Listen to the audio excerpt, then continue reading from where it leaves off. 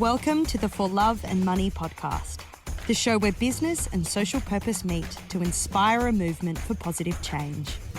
Here's your host, Carolyn Butler-Madden. Okay, Sally Hill is a leader, thinker and doer in the world of purpose-driven business. She is the founder of Purpose and she's a long-time advocate of responsible and sustainable business. Sally founded one of Australia's first B Corps, Wildwon, an experienced design agency, and in 2015 she established the Purpose Conference. Sally curates the Purpose program and is the connector of Purpose's partners, community and team.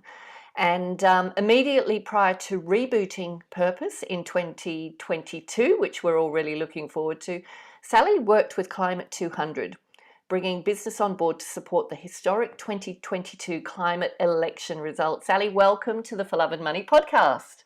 Thank you. So nice to be here with you. Thanks for having me. Oh, really excited to get into our conversation. And I want to kick off with a question I'm asking everybody, which is when you think about purpose in business, which I imagine you do a hell of a lot, what role do you think love has to play in it, if any? Yeah, well, I think love is a fundamentally, human reality that we can't pretend doesn't exist in a business context as it does in every other context. I think one thing I find really interesting about business is that people tend to think they can separate out their business lives from their other lives and separate out their emotion or their base psychology from their commercial decisions. But actually, these things run very, very deep. And I think it's worth being aware that, humans actually often do business with brands they love and people they love without realizing it. I think it's really important. And I've been thinking a lot lately about empathy. How an expansion of our empathy is really what's underlying our progress on things like inclusion, on things like environmental responsibility. And I think, they're almost interchangeable concepts, empathy and love. Yeah, well, it's hard not to have one without the other, isn't it? Yeah. Like if you love, whether it's love of people or planet or whatever, you can't help but feel empathy for suffering of any kind. Yes. Yeah, look, it's so interesting. And this idea of separation, I think it's something that, more and more people are realizing it just doesn't make sense. It's not rational. We don't separate ourselves. We show up as human beings and, our workplace and our business lives need to be part of that. Yes, absolutely. And we are intricately connected to everything around us from an ecological point of view. And that's something we can't get away with pretending, is not the case any longer. It's coming to bear in our day-to-day lives. Yeah, and look, I'm really interested in following that thread because I read somewhere that you're passionate about nature and rewilding, and I'd love to through this conversation explore that connection between nature and business and people and how important how it all connects. So, can you first share with us your background story that led to where you are today, about to launch the next Purpose Conference after, is it 4 years hiatus? Yeah, 4-year break. Yep. I guess my background is that I became first very interested in the idea of purpose-driven business, 2010, when I was kind of doing my first real job out of university. And I definitely didn't call it purpose-driven business at that point, because I was essentially interested in, environmental justice and social issues, and didn't quite know where I was going to start pointing myself in terms of a career. But fresh out of uni, I went and worked at Get Up, which was a kind of political campaigning group, and we were looking at a whole range of issues in our campaigns and, on behalf of our members. But a campaign that I became quite fascinated with was one we were running around the Guns pulp mill in Tasmania, which is was at the time a very controversial project. And the Greens, were working on it. The Wilderness Society was working on it. Greenpeace was working on it. The local community had a lot of opposition to to the mill. But in Tasmania, of course, you had a really big push for it from an economic development point of view and from a local jobs point of view, which is the classic tension in Tassie around forestry. And essentially the opposition was very ineffective. So even the Environment Minister at the time, Peter Garrett, said, he was going to let this thing happen, which people couldn't believe. This is the lead singer of Midnight Oil. Peter Garrett, yeah. And he said, oh, it's a done deal. And, he was taking that line of, it's a best practice, world's best practice pulp mill. And it was the most sustainable pulp mill, but essentially it was going to be wood chipping native Tassie forest. So Get Up at the time and with the other campaigners that were working on it kind of tried to take a different tack, which was looking at the companies who were actually investing in the project. Rather than kind of, rallying and trying to lobby politicians, it became about a shareholder activism campaign and also a consumer reputation campaign for one particular big bank who was a big company bankrolling the project. And our tactics were, take out ads in the AFR about the reputational risk to this bank, but also the risk that the other investors would face if they had their money in it. And also getting the bank's customers to call them up and say they wanted the bank to withdraw their funding of the project. And it was really effective. And it was the thing that made the difference actually in the project being shelved and then eventually totally abandoned. And yeah, for me, that was just a light bulb moment where I was like, wow, this is a huge lever. And it's really, really important to look at corporate reputation, corporate responsibility.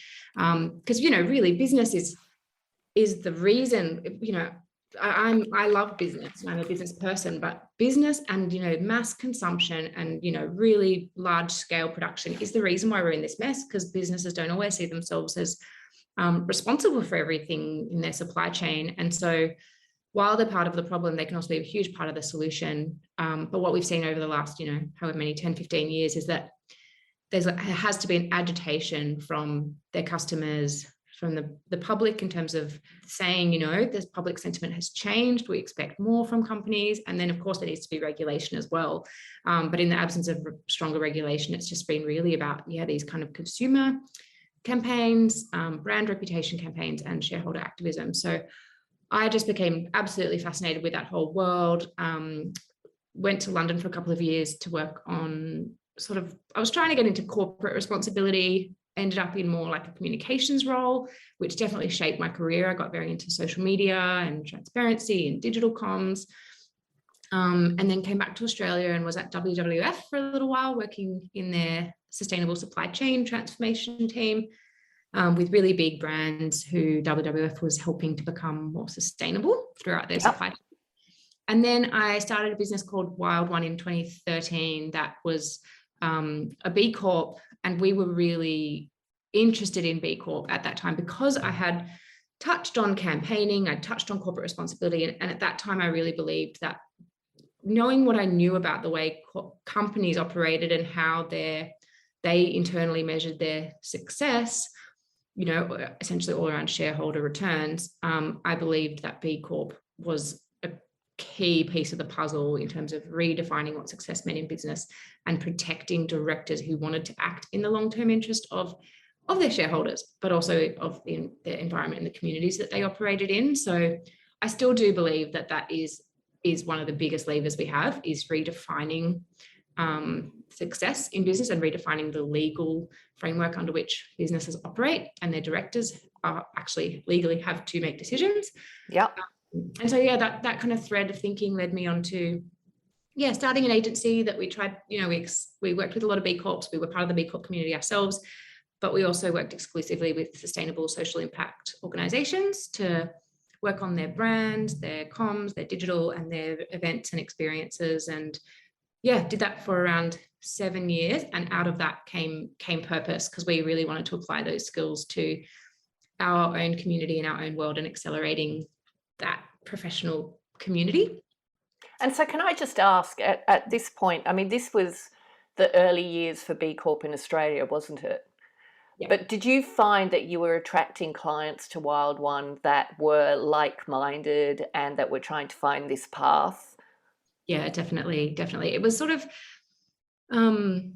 People within organizations that were particularly values aligned to us, so individuals or whole organizations who had, a sustainable or social impact ethos that, we were aligned with. But I guess, like so many businesses in this space, we found we really had to be doing the best work and have something unique in the marketplace as well. It wasn't enough to just be values aligned. So, which is true of any business, isn't it? You've got to show up with quality. Exactly. Yeah. So we were unique in that we were applying the methodologies of service design and user experience design in this world in terms of campaigning and persuasion around why people should, care about this idea or this agenda or change their behavior. But we were also unique in that we were working at the intersection of real world events or real world experiences and digital experiences. And again, using the tools of kind of service and experience design, which was very new at the time to be applying it to event design. So what do you mean by service and experience design? Can you elaborate on that a bit? Yeah, so essentially tools that allow you to go to quite a deep level of empathy. So user empathy and understanding. So you tend to, the things you might do as part of a service design or experience design project are research user types and try to deeply understand their lives, their motivations, their pain points, their loves, and then appeal to them based on that understanding, and also design experiences around them, so that you're hoping to achieve kind of a higher level of take up, but also a higher level of engagement and traction with those people as a result of understanding them better. And then essentially, you create kind of personas and you do journey maps and you really step out and experience from their point of view to make it as exceptional as possible for your audience. Okay, brilliant. And so the first Purpose Conference was born in that time. Yes. And can you tell us about the first one? Oh, well, the first one was in 2015, and it was a really relatively small conference. It was quite a kind of a boutique conference of about 200 people at the Eternity Playhouse in Darlinghurst, which is a theatre. But we also activated the street around it with help from the City of Sydney, and we had about 3 or 4 venues in the street that people were, using for breakout sessions and workshops and our drinks afterwards. And it was a really beautiful event. It was kind of, it felt dreamlike to me, actually, because we put so much love and care into the beautification of the event and the feeling and the vibe, which is hard to explain, but something that people who attend a Purpose talk a lot about is how special the experience is when you walk in and look the various touch points throughout the event. We just poured our absolute, heart and souls into it. And thankfully people really loved it. And from there it became, known as a bit of a, event on the calendar for people who work in this world. And how much did it grow from 2015 to 2018, was it? Yeah, it doubled in size to 400 in the following year. Oh, and then to 2018, we had about 500 people there. And that's where we think we want to keep it, because it's a difficult thing to scale. Yeah, we want to keep the experience quite special. And we think 500 is about as big as we want to go for any single event. Yeah, fantastic. And so what happened next? So in 2018, the last event we had was 2018, because we were on an 18-month rhythm at that time. I actually decided to step out of the business Wildwon, because of a whole lot of personal and life reasons, but I needed a break. So after the event in 2018, I actually let that business go and stepped away from it, but did it in such a way that Purpose, if I wanted to, was there to be, it was kind of mothballed and there to be picked up in the future if I wanted to work on it. So wait a minute, so you stepped away from Wildwon and Purpose, but with the option to come back for Purpose? Yeah, I mean, there's always an option to pick up Wildwon again, but for me, I found the event was actually one of the nicest things that we did, because it was our own project. All the other things we did were client projects and client work, and they tended to be more challenging. Purpose is a very challenging project as well. But, I can imagine. Yeah. But I guess it was it had a lot of kind of brand and equity and kind of community goodwill attached to it. So I did suspect that maybe one day I would want to pick it up again. But I was very relieved to not be running an agency for a while. I found it really hard.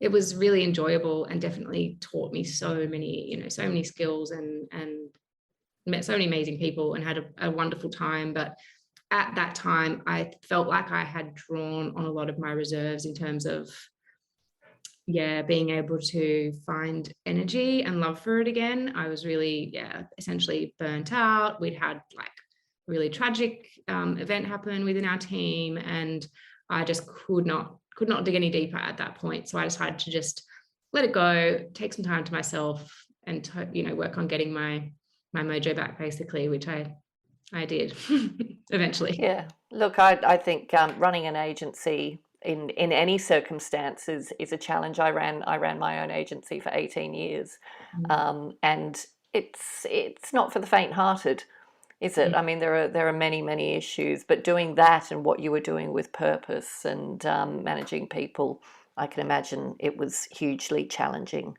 So you stepped away, and what happened while you stepped away? What was happening in that space? So I started just working for some of our clients, actually, but doing it independently. So I was just operating more like a consultant, and bringing in team as I needed to, but I found that a lot less complex, a lot less challenging than having a team all year round that needed to be paid and needed work coming in. And had a really good time in that year. Actually, pardon me, I immediately after Wildwon actually took a role with another agency, which was a bit obviously a decision in hindsight because I wanted a break from agency, but but I was very excited about the prospect of working in someone else's business and being the team member to support the founders rather than being without all the pressures that go with it. Yeah, exactly. And I actually had a wonderful 12 months with Today's Strategic Design, and was able to support their founders in a way that I definitely wouldn't have been able to unless I'd had the experience of being a founder and also going through the challenges that we'd had. They experienced a lot of similar challenges. They were also a B Corp, but they were much bigger, more robust business in a lot of ways. And so, I had a really wonderful time with them, but then I decided to go out on my own as a consultant. And that's where I kind of, just had the luxury, I guess, of just needing to look after myself for a little while. And then I worked for the New South Wales chief scientist and engineer, or an agency or network that they had funded around circular economy innovation for around 18 months during COVID. Oh, wow. So that was a state government initiative? Government, yeah. So run out of the chief scientist and engineer's office, and they fund particular innovation themes through what they call innovation networks. So I was really deeply immersed in circular economy for a while there, which is huge, huge scope and a huge challenge for governments because it's so vast in terms of the areas it touches. So we were looking at, infrastructure, utilities, cities, that kind of level, or even global supply chains and global regulation around product stewardship. But we're also looking at individual products and material reuse and material tech, and working quite a bit with the university sector around technologies that already are in existence, and just how to deploy them and commercialize them. So that must have been a fascinating experience. Yeah, it was wonderful. It was wonderful with my CEO there was Lisa McLean. She does a lot of great work still in circular economy, and a chief circular economist, Dr. Carme Tang, who's a really brilliant mind and did a lot of incredible analysis when we were working together around the kind of the case for circular economy. We were also working with the state government around really how to have a whole of government approach to the circular economy. So it wasn't just sitting within waste or environment. It was actually more about treasury and procurement and long-term structural change around how things are how materials flow in our economy, I guess, is the way to sort of think about it. And so is that something that's being adopted widely by government? We found that each state government in Australia is kind of grappling with it in a different way. So some, like say Victoria, they've got a really cool, I think it's called CBIC, Circular Economy Business Innovation Centre, that's like incubating and accelerating businesses around themes. So they started with food waste, and then I think they're moving to textile waste, and we're kind of tackling it sector by sector. And they also had, I think it's called Sustainability Victoria, was where their circular economy work sat, but had a really big emphasis on waste and data, which is also really important, like understanding the data, understanding the waste streams. And then a lot of the states' work was laddering up to some work that Planet Arc was doing around, again, metrics and data. At the same time as, like lots of orgs, and, New South Wales Circular, where I was as well, we're trying to understand the national picture and how we sat in the global scheme of things. And actually, Australia has a very high material footprint per capita. So we have a long way to go. And we have a very low percentage of our economy that is circular compared to other countries. And there is definitely a lot of, like, I guess, really good intention in government to support businesses that are more circular, and support through regulation, support through policy. I guess I realized while I was there that government work on long-term timelines, and the change is really hard. But there was a lot of great work happening, is a lot of great work happening. But there are some very disruptive forces on the business side that, excite me as well, which is why I'm doing what I'm doing now. Fantastic. Okay. And we're going to get to that, but first you're going to continue your journey and tell us where you went to next. So from there, I worked with Climate 200 for about 6 months in the lead up to the last federal election, which was honestly one of, I'd say, probably the best professional experience I've had in my life. Oh, really? Yeah. In what way? Well, there was an incredible team. So really, I feel so lucky to just have been part of the team and part of that moment in time. It was sort of people who'd pulled in, the best video content producer you can think of, the best campaigner we know, the best, thinker, strategist, the best fundraiser. It was like an assembly of just, your dream team. And everyone, most people thankfully were able to say yes and just drop everything they were doing. And everyone, I think most people recognized the opportunity, recognized that this was different to all the things they'd, been asked to do before. Because the thing in, climate and advocacy and climate work is that, gosh, we've been at it for such a long time, and you almost get used to things not working. Inaction being the norm. Exactly. But the strategy was so sound, and so can you just backtrack for a moment, just in case any of the listeners aren't familiar with Climate 200, we've got some international listeners as well. Can you explain what Climate 200 is? Yeah, so essentially Climate 200 was looking at funding independent candidates to run for seats in the Australian Parliament. And why is that so revolutionary? Because we have essentially a couple of major parties that have solidified into a two-party system in Australia that's really rusted on and has been a very hard thing to break.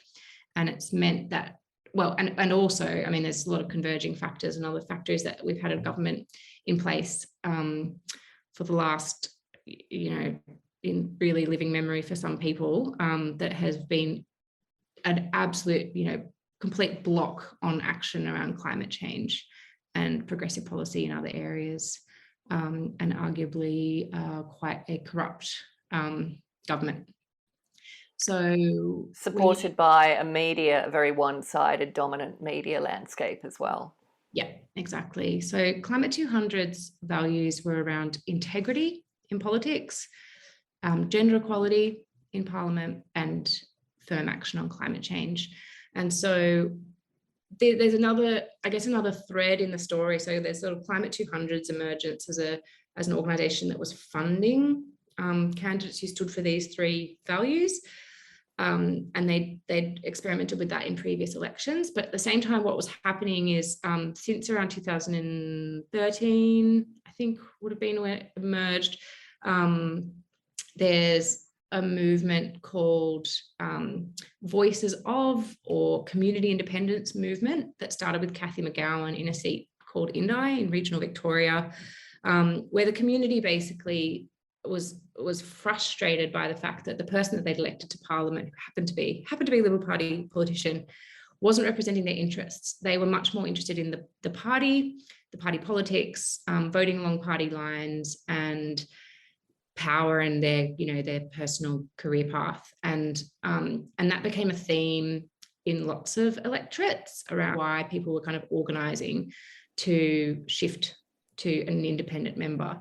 So yeah, Cathy McGowan won her seat back in I think it was 2013, and then started training others to start Voices of movement. So Voices of Indi, we had Michaela Rising, we had they all got slightly different names, and we had one pop up in Wentworth, North Sydney. This cluster that emerged in the last election that was just so exciting. It's like at one point we were there just watching these things just pop up, like, and all women. And all women. Well, there are a couple of independents that are male. So David Pocock, who got ETP, and Andrew, just forgotten his name, the independent Senator Wilkie, who are men. But there's definitely a thread there around this being about gender equality in Parliament, women who are voting for those women. Harder to measure in the polling, interestingly, because it doesn't show up as a priority that people were voting for, but they're obviously choosing to vote for a female candidate over others. So yeah, it was a really exciting thing to be part of. It was run, I'd say, sort of culturally felt more like a tech startup. It was very data driven, very cutting edge in terms of the tools we were using, incredible creative team, very much like a modern best in class team. In terms of the comms we were doing, creative, everything, but with the heart of a kind of a campaigning and organising organisation. So it was very, very cool, and in the end, very successful. Fantastic. And you talked early on about I think when you were early in your career, and you could see the value of agitation. I think you talked about, and if that's not an expression of agitation and activism, grassroots, then nothing is. So it seems to be like that's a consistent thread coming through. Enjoying the podcast? If you're looking for more inspiration, head to our website, thecauseeffect.com.au, for more resources on how you can start using your business as a force for good. Or buy the For Love and Money book. Every copy sold allows us to protect 1 square metre of rainforest. Help us save 10,000 square metres by 2025. Fast forward to today. Mm-hmm. Yeah. So when I took that job with Climate 200, I had actually already committed to running Purpose in 2022 because I'd connected with a wonderful person who's now someone that I work with as a creative director, Kate Hurst, who I think you might have met. And yeah, I think one of the reasons, apart from a pandemic, that it had not come back or I'd not been able to get it off the ground again, is just because I needed someone else to bounce off and be accountable to. And yeah, meeting Kate was really amazing for the project. Essentially helped me kind of be re-inspired and energized and believe it could happen again. So we teamed up, and then after the election I moved straight on working on Purpose full-time, and that's where I am now. Fantastic. And how do you feel being back here in a different place with different experience behind you? Well, that's it. That's the interesting thing, is it feels nothing like it did back then, because I've seen how other organizations operate. Actually, the experience at Climate 200 has definitely informed how the team is operating at the moment. I feel like there's a much stronger business model wrapped around it, which is something that was non-negotiable for me, in terms of it has to be really just have a strong financial kind of underpinning, because it still is a very financially risky project and proposition, and that's all on me personally. So I just had to have a grounding that was a bit different and felt firm.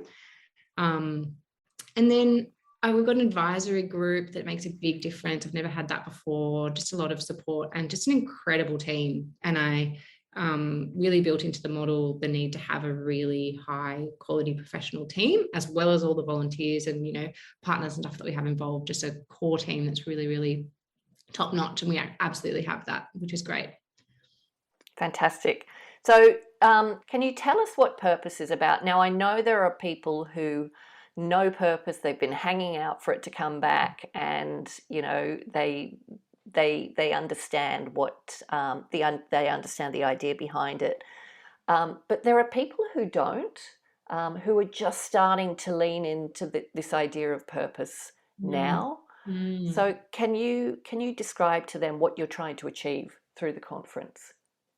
Yes, I can. So I guess like in the, you know, in the background that I talked about, the kind of the work in campaigning, the work in the corporate sector, the work with these B Corps that are sort of, you know, these emerging brands. You know, of course, then you've also got the not-for-profits, you know, the typical, or the traditionally the people who've looked at how we solve our social and environmental challenges.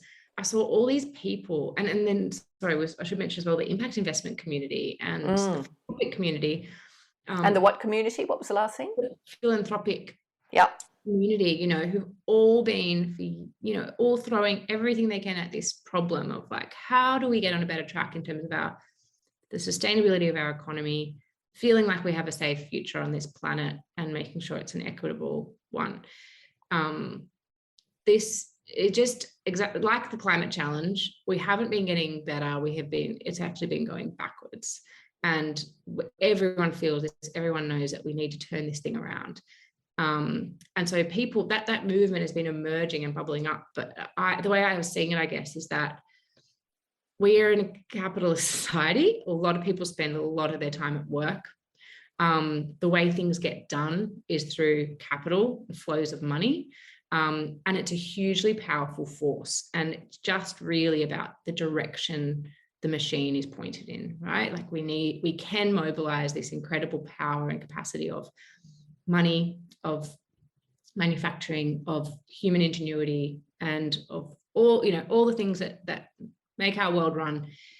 If we can start to get them moving or acting towards healing the natural world, working, you know, in ways that are responsible, ethical, sustainable, in net positive in impact, we have a chance at doing this, at turning this around. So I guess that's what purpose is really about. It's about the people inside businesses who know this needs to shift, and are working really hard to do it. But how do we collectively support each other, and how do we cooperate to get this happening as quickly and effectively as possible? Like, we need transformational change, and we need to be mobilizing to move really quickly and move as one, almost to like get this stuff going. And there's incredible momentum that we're seeing, you know, but, you know, I would like to see it accelerated, and I'd like to see it be exponential in terms of the growth of this stuff over the next few years, because it has to be, if we're going to move the needle in time, particularly on climate and resource constraints. Absolutely. Does it feel different now? The energy around, like the interest in it, does it feel different to the last one you did?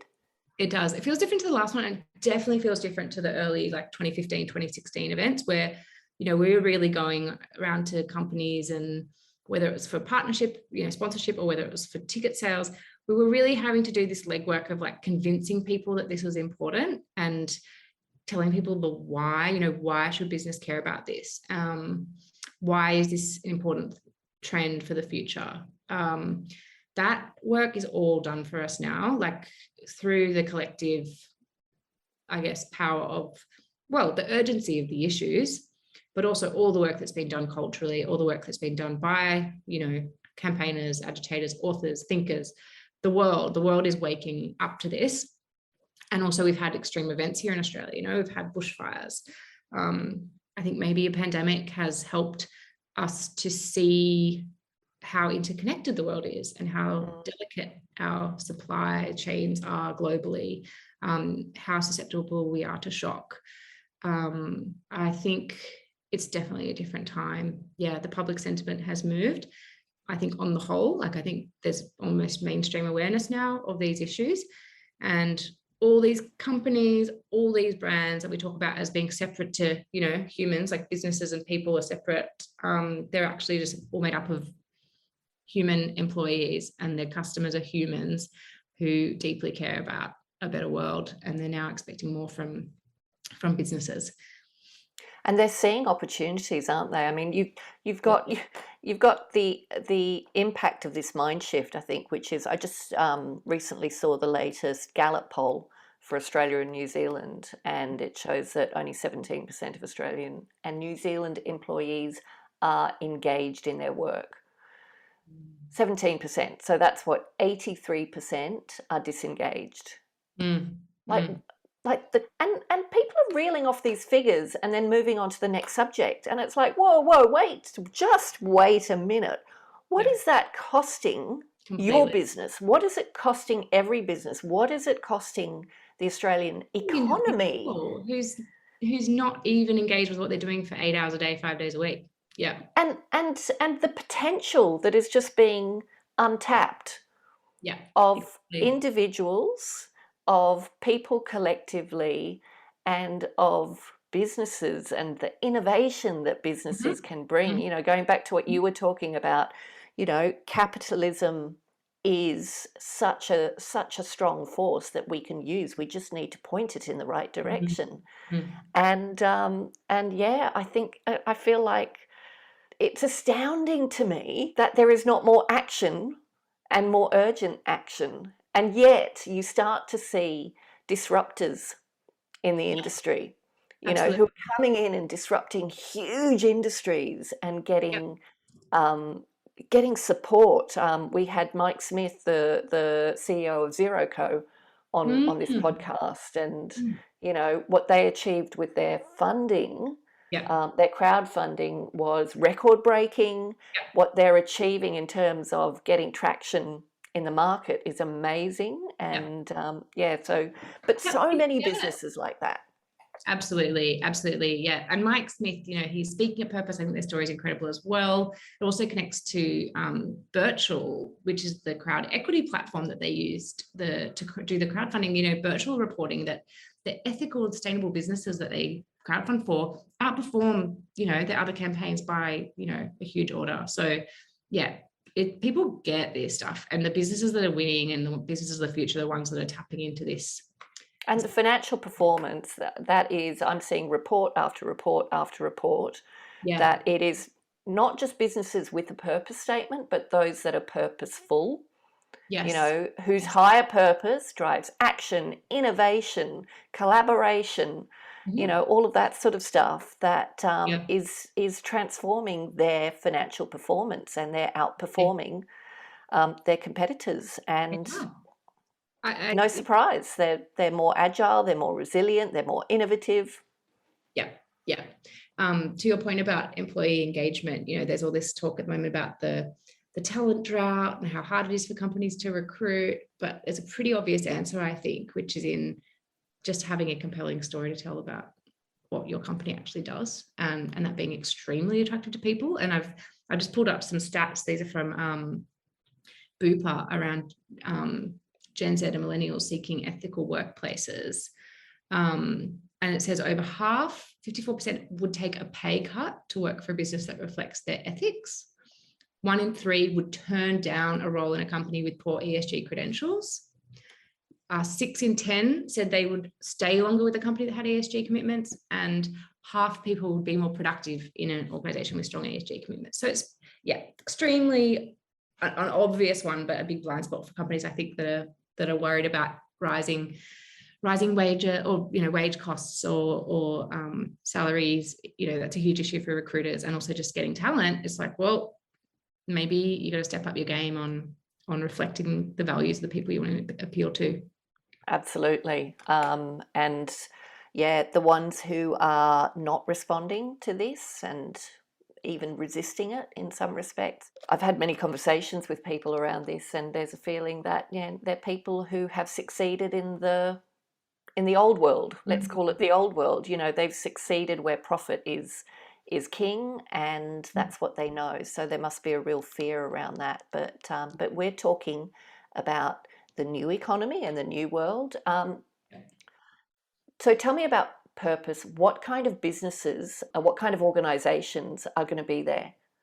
Yeah, so we have a really great range, actually. So the companies we've announced so far, a lot are from the startup world, so the sort of those disruptive companies that we've talked about. So we've got people like Andy Miller, who's the CEO and founder of a company called Heaps Normal, which is a non-alcoholic beer company doing amazing work on mindful drinking.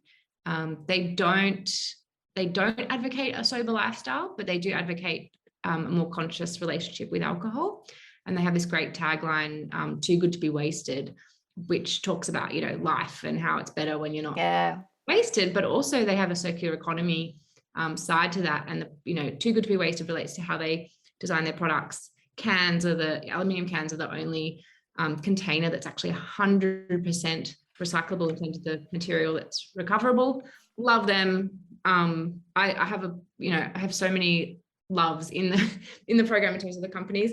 Another standout is Sam Elsom, who's the founder of Sea Forest, and he's just so inspiring. So he used to be the creative director of Upside, which is a clothing brand, and he was very much in the fashion world and was trying to make change there around sustainable fashion and materials. And then he was telling me he had this moment where he said, actually, this is urgent and climate is urgent. And he looked at what are the industries he felt he could have the most impact in and which ones were going to move the dial on carbon and decarbonization. And he ended up researching and choosing kelp as a sector. And he basically developed a business model where he's growing kelp in a remote part of Tasmania in Triabunna. It's a native kelp. It sequesters carbon, so there's a huge benefit there already. But then he produces a product called Asparagopsis, which he sells to the livestock industry, and it reduces drastically the amount of methane emitted from sheep and cattle. So wow, that's massive. Brilliant, right? And then you've got like Amanda Morgan from Fungi Solutions. So she's a mycelium and fungi expert, as well as a fashion designer actually as well. And they're producing a mycelium material, which is very much like, it's a little bit like, feels like a styrofoam or something like that, like a very lightweight plastic, but it's completely natural material and completely biodegradable. So it's got none of the downsides that you have with like a styrofoam. It temperature controls what's inside of it. It's buoyant, it's fire retardant, it's acoustically sound. So they're talking to the construction industry around acoustic panels, but their main thing is that they want to basically displace plastic in packaging through the use of materials. And not only that, but the mushrooms actually digest waste to create the material. So they're training mushrooms. Yeah. So they're training mushrooms to digest cigarette butts, all kinds of unrecyclable waste and food waste. And so it's this amazing, circular, regenerative. Oh my God. See, this is exactly what we're capable of, what people are capable of when they put their mind and energy to things. Like such innovation and opportunity. And we've just got to shake ourselves out from this really bound in limited idea of what business looks like and what industry looks like. And that's so exciting. I agree. It gives me hope. This is it's a selfish project in that it's just like, I need to grasp onto the, the really good news stories to feel positive about the future. But these are incredible businesses, incredible opportunities. They are seeing, so much momentum behind them. Zeroco is a great example. People want to support them. They get a lot of investment when they go out to market. And there's a lot of stories like these, thank goodness. And then we're also looking at the kind of corporate end of the thing. And we're having the Chief Purpose Officer from KPMG speak, Richard Buller. He's a really brilliant, oh my God, he's had a brilliant career in business and human rights. And he specializes in the kind of mining and extractive sectors and the human rights issues there, but is now Chief Purpose Officer of KPMG. I could go on and on. We have so many brilliant speakers. I'm going to do another round of speaker announcements very soon, hopefully at a time with this podcast release. Fantastic. And I know we've had another one of our guests on, Dr. Carl Turner from Pearly. Yeah. And that's another completely different business model where he started with the mission he was trying to achieve. And anyway, amazing. So what do you hope to achieve as a result of the conference? And I know one event can't do everything, right? And I'm interested in hearing more. You've talked about the purpose community as well, but so really what we've always wanted to achieve with the conference is, show people a really good time, inspire them, give them these incredible ideas, show them the lay of the land. If they don't know this sector very well, show them who's who, show them what's what, like get all the information you need downloaded in 2 days, like what is going on in the space, what's the cutting edge, what's the bar, where do you have to be as a company now to be seen as in touch with the best practice on these things. But really the strategic underpinning of the event is to make purpose-driven business and the purpose-driven business sector the place people want to be. Like they want to do business in this world. They want to work for these companies and they want to buy from these companies. And that to me is the bigger play, because like we were talking about before, people are spending all this time and all this energy and all this brilliance working towards things that are just not helping to solve problems, or they're not fixing things. They're actually still adding to the damage or the harm. And we kind of want to, we want to make it, we used to call it FOMO factor, but it's just about moving people's mindsets to be as if you would work for a company that doesn't look after the environment, it doesn't look after the people, and doesn't look after communities. It's a cultural shift and it's a mindset shift. I found it really interesting reading this week about Emily Townsend, leaving News Corp in a very exceptional fashion during the fires. She wrote a letter to the company saying, I'm leaving for these reasons, doesn't reflect my values. And to me, I've been working in this space for a while. I thought, I can't believe she ever worked for News Corp if she held these beliefs. But a lot of people aren't yet able to make that link between their personal values and where they think the world wants to go and their employer of choice, or their consumption choices, where their money is in terms of their super, their home loan, their banking. But that is all changing. And I think it will become less and less acceptable, socially acceptable, and less palatable for anyone who holds these values to be doing business in a traditional way where you're not thinking about the impact of your actions and the impact of your time and money. Yeah, you're building a movement, aren't you? Or you're helping to accelerate a movement that's already building by bringing people together and showing them how much is going on. I think one of the mindset shifts is, this is what I've just got to expect, to not feel inspired, to put my head down and just focus on the money I'm getting. Whereas the more people feel surrounded by others who are doing incredible things and working with people doing incredible things, the more they're going to want to be a part of that themselves. Yeah, I think everyone should be able to experience that. I don't think you should have to turn off your values and your humanity when you go to work or when you go to the supermarket. 100%. What's an audacious goal like in your view? And you've been doing this. You were doing the hard yards with purpose when it was small, when the idea of purpose wasn't even about social impact. It was about our why and contextualizing what we do. Feeling what you feel now, feeling the energy, the people you're working with, the people that are coming in as speakers and supporting you. What's a huge goal? What's feasible? How could we really accelerate this movement? What's an optimistic view of that, do you think? Yeah, it's a really good question. One thing I've been thinking about a lot, particularly after working with Climate 200, is the link between the business world and politics and policy. And I think in some ways the business world is well ahead of where government is on some of these issues, as in they want to be more ambitious, or they are more ambitious, but they have been held back a little bit. And I think there's going to be this huge, opening of the floodgates because of our new political context, or at least I hope our new political context will mean this, in terms of that innovation, in terms of businesses being able to see the growth that they, should have when they're a company that is solving a critical challenge as well as, operating a business. And one thing I'm toying with, I'd love your feedback on it, or your audience's feedback on it, is this idea of, at Purpose, could we together publish a kind of collective vision or declaration of where business is at, where we want to go, what we need to just absolutely fly and run at this, and what blocks are in place, and what help we could have from the the people who do make decisions that help incentivize business, incentivize innovation, and where the funding lies, where the training money's going.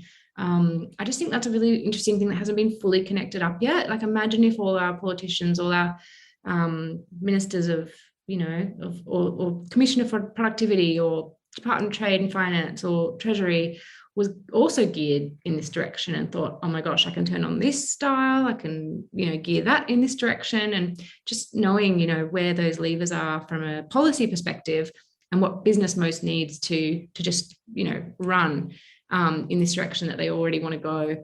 And I think that would be things like, circular economy, as we discussed, regenerative business, that disruptive technology that can bring our carbon down really quickly, First Nations wisdom in business, and First Nations founders and entrepreneurs, natural materials, all these businesses that get this and are just there ready to go. How can we connect them with the conditions, the policy conditions and the regulatory conditions, to just see them absolutely fly and flourish? That's what I'm excited about next. Yeah, that's I love where you're going with that. And I wonder if it might be connected to something that I've been talking to someone about. We've talked about it for a couple of years now, but for the first time with the new government in Australia, it feels like it could be a possibility. And that's the idea of a purpose for Australia. Mm-hmm. So, imagine if our nation had a really inspiring, unifying, ambitious purpose, which, was connected to a really tangible vision of the kind of nation we want to be, in years to come, that beacon for others to look at and go, oh my God, yeah, Australia just are brilliant at that. And when you have something like that, maybe that's a part of what you're talking about that connects business to those policy levers. Completely agree. Can I tell you one example of something that relates to that idea from a conversation I had yesterday with a company called Everledger? You might know them. They're a blockchain based supply chain transparency company founded in Queensland by Leanne Kemp, was formerly the chief entrepreneur of Queensland. And they basically have a ledger of objects. The industries they focused on are sort of opaque and traditionally really controversial kind of industries, like diamonds. They're looking to eradicate blood diamonds by having a record of every diamond that comes out of a mine to the end consumer. Oh, wow. They're also looking at tracking circularity, transparency on all kinds of objects and materials, like almost everyone you can think of. And so a big thing they're looking at is critical minerals, which Australia mines a lot of and are used in the key products that enable kind of energy transition. So batteries and solar storage, or EVs have a lot of these critical minerals in them. And Craig, who I was speaking to from Everledger, said something to me that was just really, again, a big mindset shift, that he said, Australia should not be selling its critical minerals offshore, it should be leasing them. Right? Because we're soon going to be in an economy where you don't buy something and sell it and never see it again. You as a manufacturer are actually responsible for the full life cycle and the recycling of that material from one product, but then as it's actually deconstructed back to its raw components and used to create another product. And what Australia doesn't do very well at the moment is we export all these raw minerals and materials, We make money off them, a quick buck on the way out. And then a lot of other countries make a lot of the high value margin on that material by creating the sophisticated product that is the advanced manufacturing connected to it. And I just thought this idea is so monumental of leasing it, basically getting a royalty every time it's turned into a new product and recycled, which is the future of how materials are going to be used. It's also linked to mineral rights, and we can have an ongoing royalty to Indigenous organizations who believe they have a right to some of the value of the minerals being exported out of Australia. And I just thought, wow, it really encompasses all these things about regenerative business. Imagine what you could use the profits for, to regenerate the landscapes that the minerals have been taken out of. Circular economy, so this idea that the mineral will just be used again and again and again in a perpetual cycle. And then, what could Australia be famous for? Instead of being a big quarry and a moonscape that's just had everything extracted out of it, we could be famous for being a hub of, circular minerals and circular materials.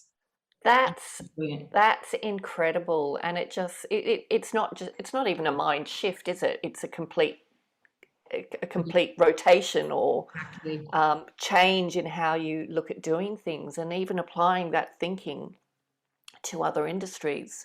It'd be really interesting to start thinking what that would look like. But that's fascinating. I'd love to explore that more. Is Everlane, did you say? Everledger. Are they at Purpose? They are. They're going to be at Purpose. Ooh, okay. Well, I've got my ticket. Right. So that's exciting. And what you're doing with Purpose is really exciting. And I'm looking at the time, and we've run out of it, and I've got so many more questions for you.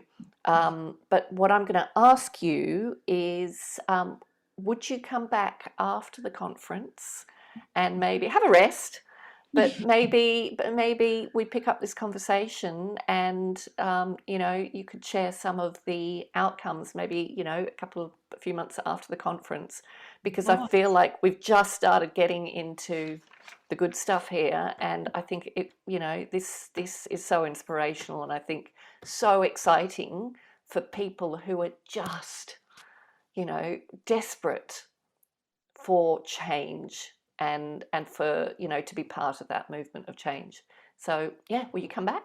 Of course, I would love to. Congratulations on the community you're building as well, and for capturing this thinking and these stories. That's so important, big part of the puzzle. And so excited we're going to have you at Purpose. And thank you for today. It's been a lovely. Thank you for joining us, Sally, and all the very best for the conference. I can't wait to go.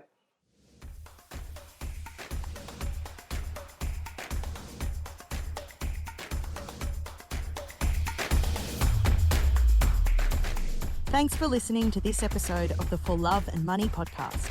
If you'd like to take a deeper dive into the purpose movement, visit us at thecauseeffect.com.au. And remember, doing good is good for business. So if you're not doing good, then what are you doing?